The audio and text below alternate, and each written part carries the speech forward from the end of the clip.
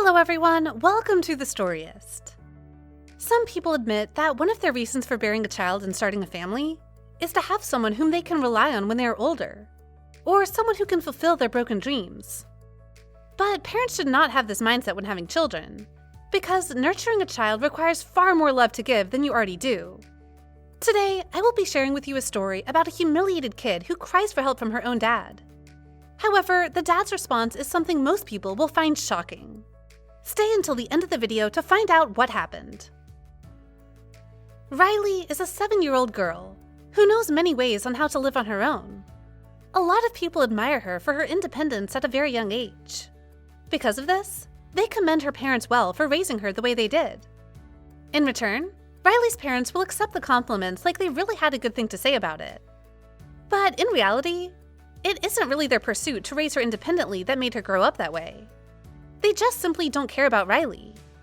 Her parents have always wanted a kid, and they have long been expressing their desire for a family ever since they got married.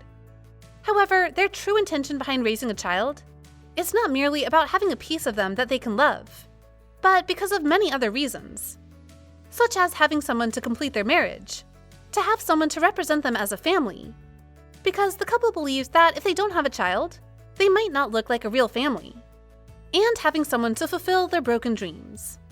Riley's parents are not rich, but the parents both have decent jobs to support their day-to-day lives. Riley's father had always wanted to be a painter, while her mother had been dreaming of becoming an architect ever since she was a little girl.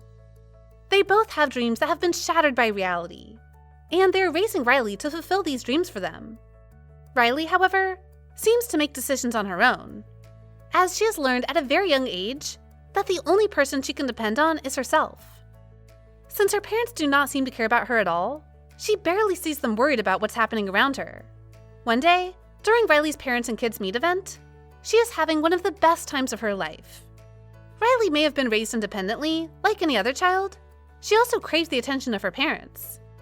She needs love and assurance that, like other kids, her parents care about her too. But unfortunately, she can't feel that kind of affection from her parents. As she sees other kids' parents being genuinely happy to spend some time with their children at school away from their day jobs, she can see how bored her parents are, and how they're wishing inside that they're just back in their office chairs, rather than spend time with her there. While thinking all these, a little boy suddenly throws a small pebble at her and it hits her in the head. "Hey," says Riley to the kid. The kid just laughs at her and throws another pebble at her. "Stop that at once," yells Riley to the boy, but the boy continues throwing her pebbles. She notices that the boy's parents are just behind him talking to another pair of parents. She carefully walks towards the parents of the boy and tugs their suits. "Hi, I'm sorry to interrupt, but your child keeps throwing pebbles at me," says Riley to the parents. The parents of the kid just look at her like they can't even care less. Then the mother suddenly speaks. "My son is just having a fun time alone. Just because your parents can't show an inch of affection for you means you can disturb our family," the woman rudely says. The boy just laughs at Riley for his mother's remark. There are other parents around them at that time too, and they laugh at Riley the same way the boy did. Riley is not hurt that the woman spoke to her that way, or that the woman is tolerating her son's bad behavior. What hurts her the most is the fact that what the woman just said is true. Embarrassed, she walks back to the area where her parents are. She sees her mother talking to another parent, while her father boringly browses through his phone. She remembers what the woman told her, and she can't help her tears fall down. As she walks back, she sits beside her father on the bench. Tears are still streaming down her face, and she feels like she wants someone to hold her that day. She gently nudges her father, who is focused on her phone. "Dad?" Riley says in a soft voice. It takes a few more minutes before her dad finally notices her. She sees her crying. "What are you crying about?" asks the father. Riley tells her father that some parent humiliated her in front of many people. Riley is telling this to her dad because a part of her wants to believe that what the woman told her is wrong, and she wants her father to stand up for him and defend him even once, and show the parents that humiliated her that they are wrong for thinking that her parents do not care about her. But she realizes soon that they might be right after all. After she shares her humiliating experience, her dad just laughs at her, saying, "You're far too sensitive," and gets back on his phone. Since that day, Riley gives up on thinking that she can please her parents, or at least make them care more about her. She thinks that maybe someday, if she becomes a successful architect or painter, maybe by then she will finally receive the love and attention she deserves. Growing up, Riley studies hard enough to get good grades and apply to the best colleges the state could offer. After almost 2 decades, the then 7-year-old Riley who always craves attention is a successful architect now. Deep inside her, she knows she is still the same Riley who needs to hear some validation from her parents. All her life, she felt like she was not complete. She has been hearing a lot of compliments from other people, about her appearance, about her brains, and about her success and hard work. But never has she felt complete. She always thinks something is still missing, and she knows too well what that is. The part of her that still craves for attention and acceptance of her parents haunts her until now. When she moved away for college, her parents have always reminded her to pursue architecture.